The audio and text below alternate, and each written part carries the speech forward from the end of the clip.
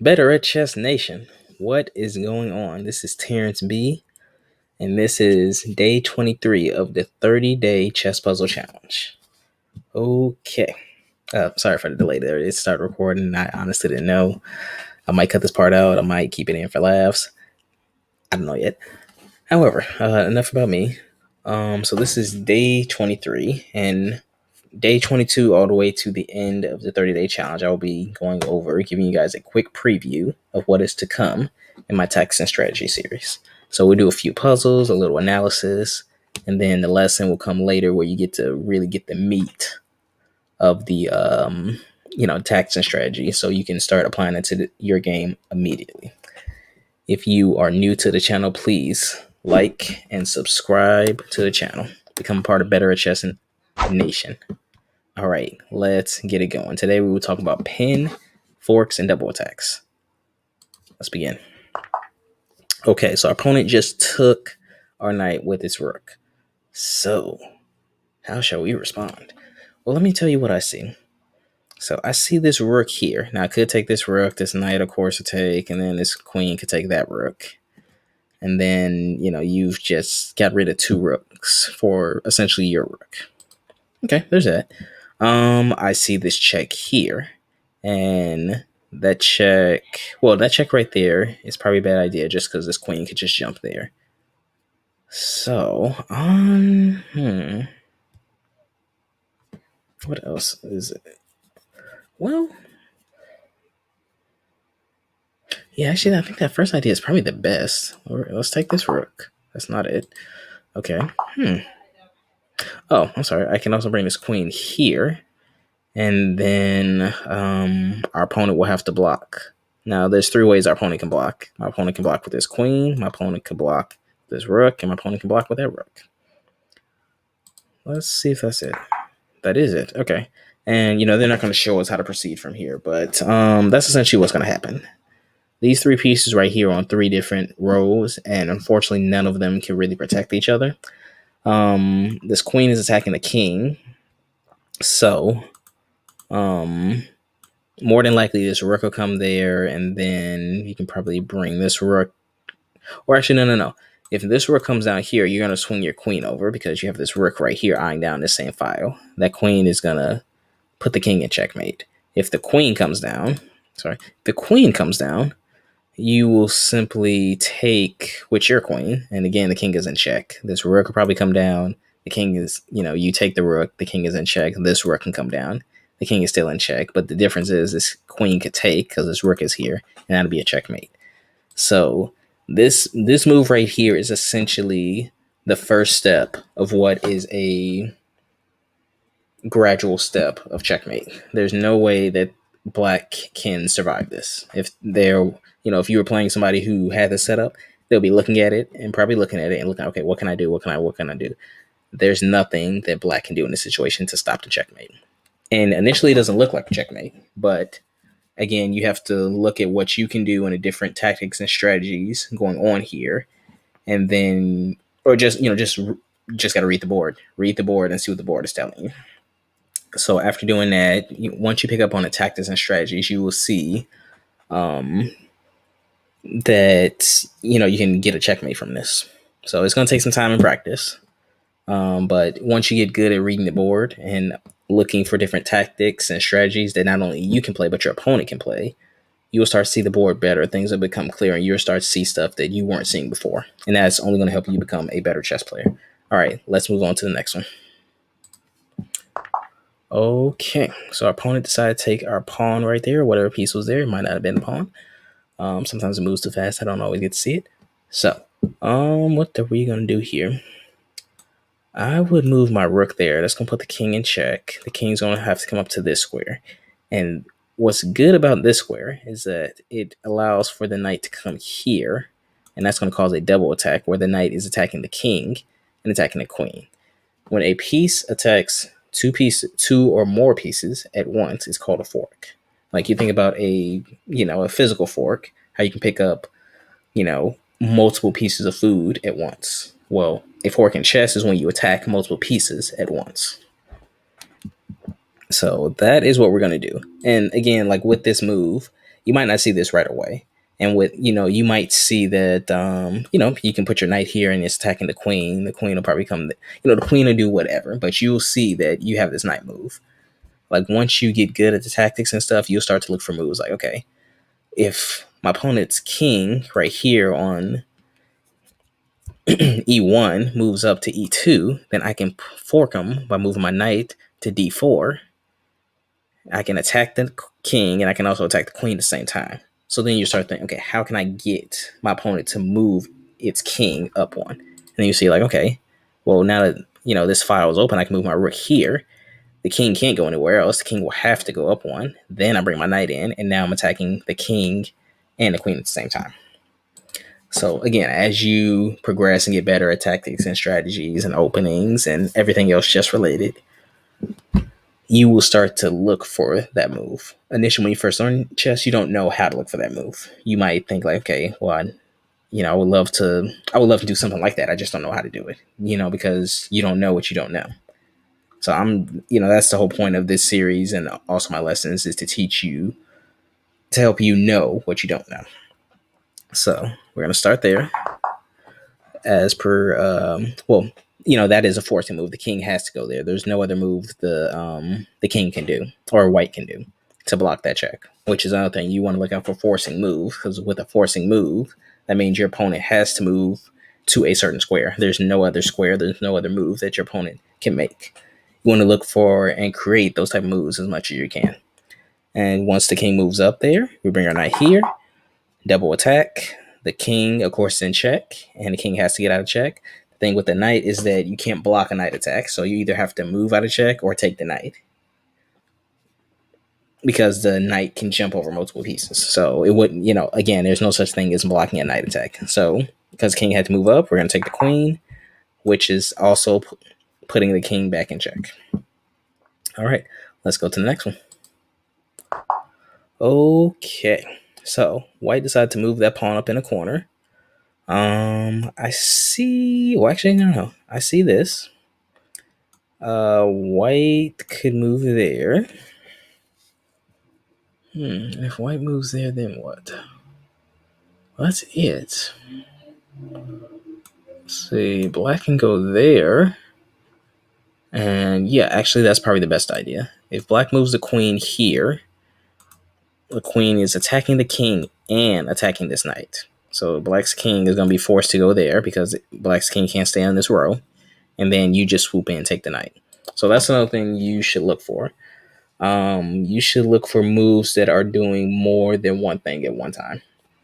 By that, I mean, like with this move right here, look for a move that puts the king in check and attacks another piece at the same time, or attacks multiple pieces at the same time. So this is a move that does two things in one move. It's attacking the king, or the king has to move, and it's attacking this knight right here, which we're going to take. So the queen decides to move there. Black, putting us in check. We're just going to move our king up one. All right, let's keep going. Okay, so in this case, black or white decided to move its king because king was in check. So again, we have to look for a move that does more than two things at once. Now, when you're first beginning, you'll probably look for a move that's just doing one thing. Your moves will be very straightforward. You move this pawn up, this pawn is attacking this piece. It's very noticeable. As you get better, you'll learn to look out for moves that are doing more than one thing at one time. More than one thing at one time. So, for instance, this queen right here just put white's king in check. Now, in this case, black's queen was doing two things at once. It just doesn't look like it. What the black's queen was doing was putting the king in check and forcing black to move to a square where black can get a double attack.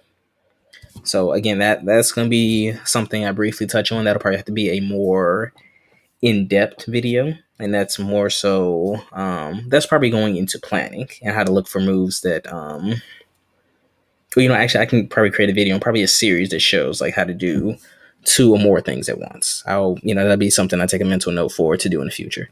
But so this move right here, when white's king was right here, black moved the queen there. It's putting the king in check and forcing the king to a square where black can do a double attack, which is, black, now that the king is here on this H file, now black can bring the queen here to this square, H4, that's attacking the king on H2 and attacking this rook right here. So there's our fork, there's a double attack, and they block with the queen, which is fine, nothing wrong with that. Now we get the rook. All right, let's go to the next one. Okay, so the knight moved from here to here, which is attacking our rook right there. So now we need to figure out how we're going to address that. I do see this right here. That's going to put the king in check. And white will more than likely move here or here. What would be the most logical move here?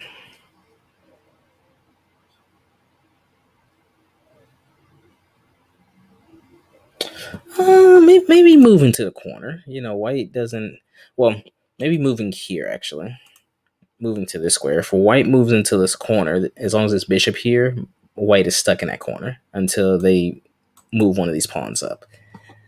Unless they're forced to move the pawns up, they probably might not. Or unless they force to, or they want to, or if it makes sense to.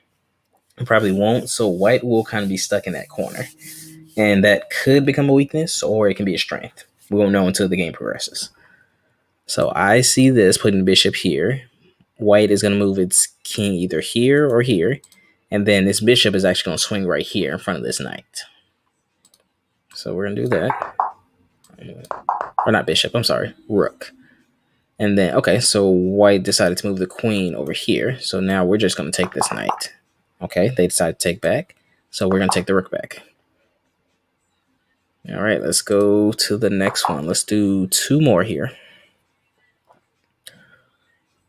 So, this looks interesting. This looks difficult. Interesting and difficult.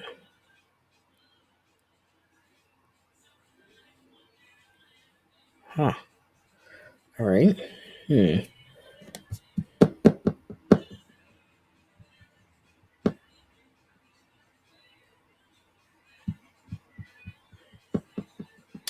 Okay, this is interesting. There's a lot going on here. So, okay, so originally the rook was here.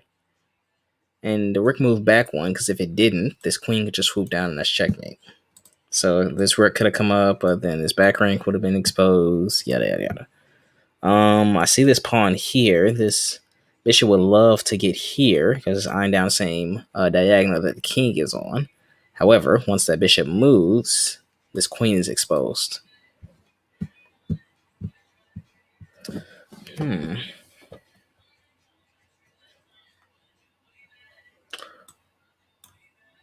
Oh, actually, I have an idea. Okay, so this one's a little tricky, but I think the idea here is to take with this rook.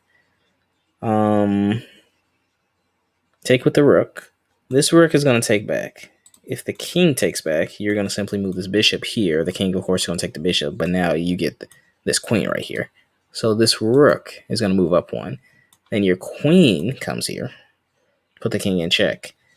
Then this rook, this right here, is going to move down 1.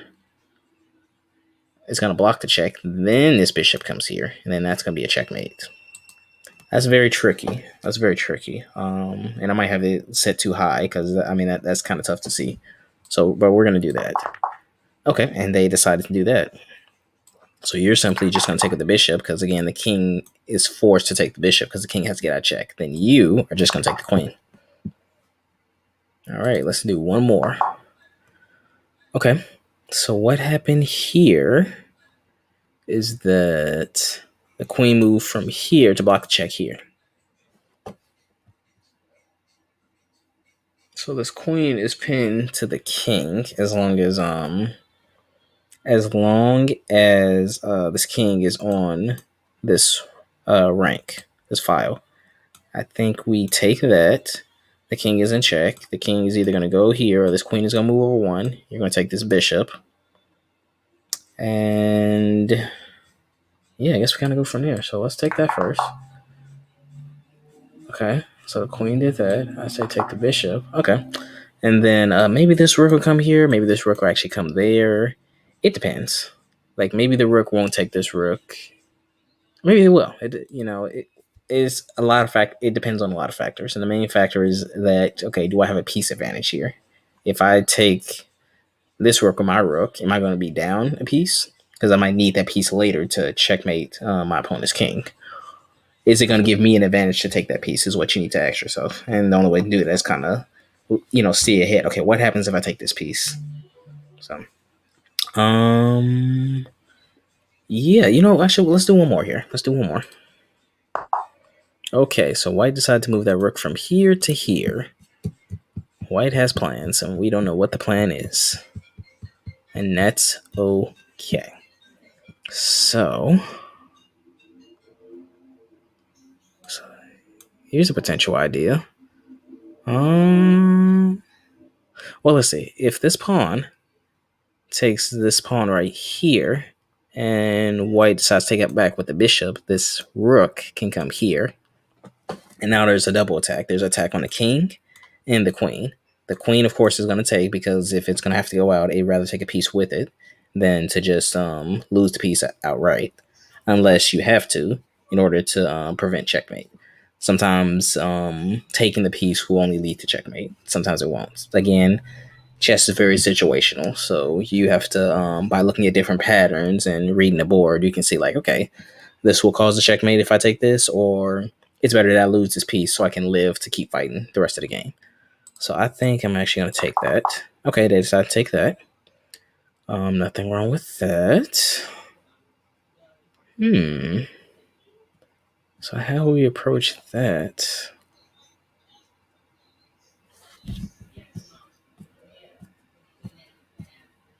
Oh, simple.